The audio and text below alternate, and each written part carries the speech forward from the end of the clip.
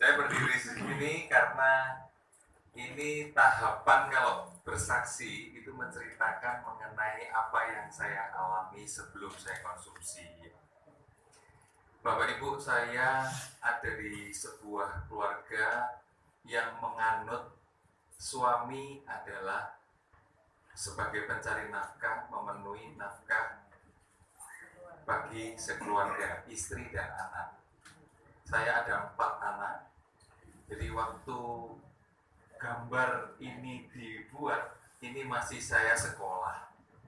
Ya, ini bukan gambar saya. Ini ilustrasi. Olahraganya itu ekstrim. Jadi sebetulnya tidak segitu saja gerakannya bisa macam-macam dan semuanya itu memakai kekuatan. Ini saya mestinya back up, ada push up, back up, pull up, itu yang saya latih setiap saya ada di darat. Tapi ketika ada di olahraga itu memang harus penyesuaian kaki, kuda-kuda masuk di footstep itu sehingga saya tidak terlempar dari alat windsurf itu ya, selancarannya. Nah, yang saya mau cerita adalah begini tadi, kaitannya dengan keluarga. Ketika teorinya, ketika umur 30 manusia kita itu sel yang mati lebih banyak daripada sel yang tumbuh. Itu terjadi pada usia saya 32. Walaupun usia belasan tahun saya olahraga ini, tadi umur 32 saya jadi sakit di pinggang saya. Lihat tulangnya, itu namanya, saya termasuk spondylosis lumbo. Jadi problemnya bukan yang seperti ini, problemnya adalah yang seperti ini. Bantalannya ini mengecil karena sel mati di bantalan ini lebih banyak daripada yang tumbuh. Akhirnya dia keluar. Nah, ketika keluar itu menyentuh di syaraf kiri dan kanan, sehingga dampaknya adalah saya mengalami sakit di paha luar sampai telapak, paha luar yang kanan sampai telapak kaki. Nah, bisa dilihatkan gambar berikutnya. Seperti itu kurang lebih posisinya di lumbar ketiga, 4, 5. Ya, mengalami seperti itu. Nah, yang saya mau ceritakan ini begini. Ketika 32 tahun, 2002, saya mengalami sakit yang berat menurut saya pada versi saat pertama kali saya mengalami.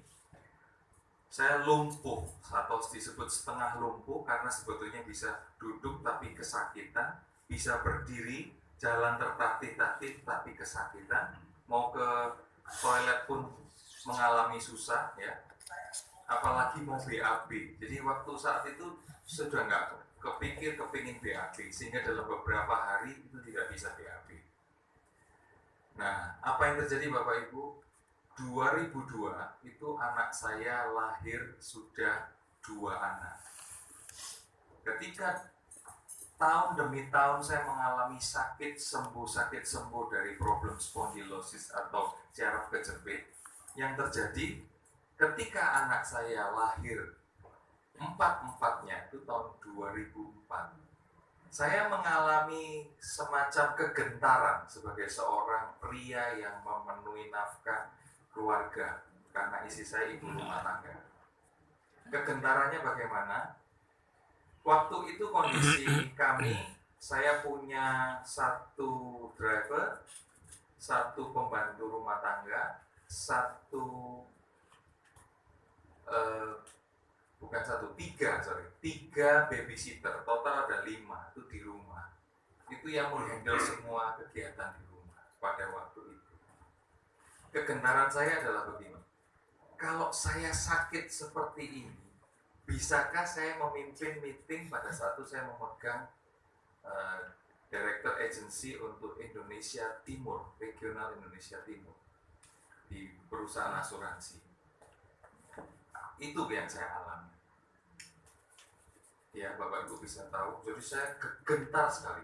Apakah saya tidak dipecat oleh manajemen pusat di head office kalau saya tidak bisa tampil dengan baik? Kalau saya tampilnya begini, kira-kira body saya begini pada saat sakit. Kenapa? Karena tubuh kita secara otomatis mengikuti arah sakitnya. Kalau gini merasa lebih enak, saya begini terus. Akhirnya jalannya saya begini. Bayangkan waktu itu Bapak Ibu yang saya alami kegentarannya. Bagaimana saya mimpin meeting regional Indonesia Timur. Saya begini. Iya Bapak mau juga maju. Saya begini. Iya mari kita meeting. Mikir sales tahun ini. Nggak mungkin seperti itu. Kegentaran saya berikutnya adalah anak saya yang paling besar waktu itu umur 5 tahun 2004. 5, 3, 2 baru bayi, baru lahir. Apa yang saya gentarkan? Apa yang saya khawatirkan?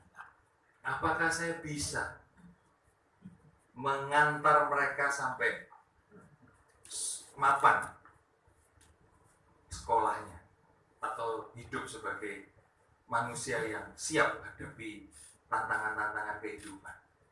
Itu yang membuat saya jadi gentar. Ya, terus apalagi berikutnya, Bapak Ibu ini kan sudah dewasa semua rata-rata, ada yang remaja sedikit, nggak apa-apa. Sekarang saat saya sakit, Bapak Ibu, bisa nggak mikir saya untuk hubungan suami istri? Sakit, nggak kepikir. Kalau itu berlarut-larut, bisa nggak saya memberikan pelayanan terbaik buat istri saya? Itu problem. Pikiran saya kemana-mana, Bapak Ibu. Aduh, itu jadi semakin berat saya, Bapak Ibu. Ya, nah ini terjadi setahun tuh bisa 2 kali. Jadi kayak ujian itu semesteran, 6 bulan sekali, 6 bulan saja. Mesti ke dokter, dapetin obat anti nyeri, sembuh. Sembuh tuh ternyata nggak sembuh, kumat lagi nanti, dan itu terjadi terus. Nah, di tengah-tengah mikir itu kebutuhan hidup sehari-hari seperti apa dan sebagainya. Nah, terus berulang-ulang Pak Hadi 2010 ngajak saya masuk ke komunitas ini. Tapi saya terlalu pakai pikiran. Saya menolak secara halus. Saya pikir, kok nggak ada orang yang dari Indonesia yang bersaksi sembuh? Kok semua orang luar, Malaysia, Singapura waktu itu? Kalau hari ini Bapak Ibu nggak ada alasan. Orang Surabaya banyak yang sembuh ya. Tepuk tangan buat Purti ya. Nah, apa yang terjadi? 2015 saya sudah tidak ada kata-kata tidak lagi kepada Pak Adi. Saya bilang gini, ya Pak, saya sekarang mau konsumsi. Apa alasannya?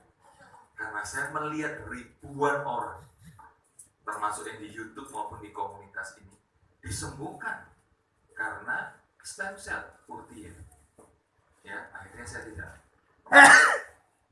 Nah, sekarang apa yang saya alami?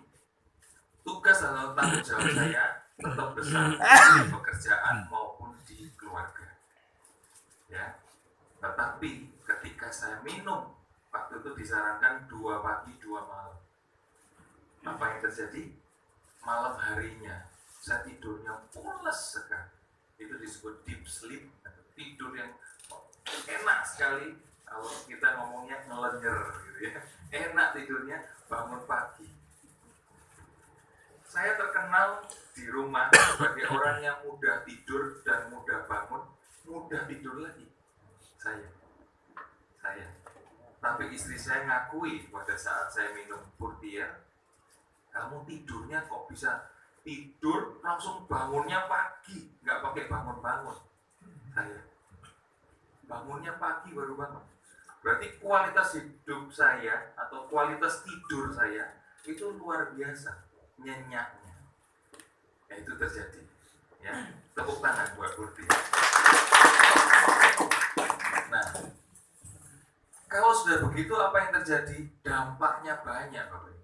Tanpa saya ketahui, ya, manifestasi apa yang ketika saya minum Purti, kurang lebih 2 bulan atau menurut saya kurang. Di pinggang saya ini ketika tidak kumat, itu selalu ada rasa sakit 30 menit sampai 45 menit di awal bangun pagi. Tapi dalam waktu kurang lebih 2 bulan, saya tahu itu masuk botol kedua. Kok nggak ada rasa sakit lagi?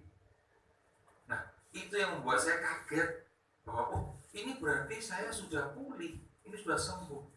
Dan itu saya alami hingga 2 tahun ini sampai hari ini. Tepuk tangan buat saya. Ya. Lalu apa yang saya rasakan berikutnya? Saya merasakan apa?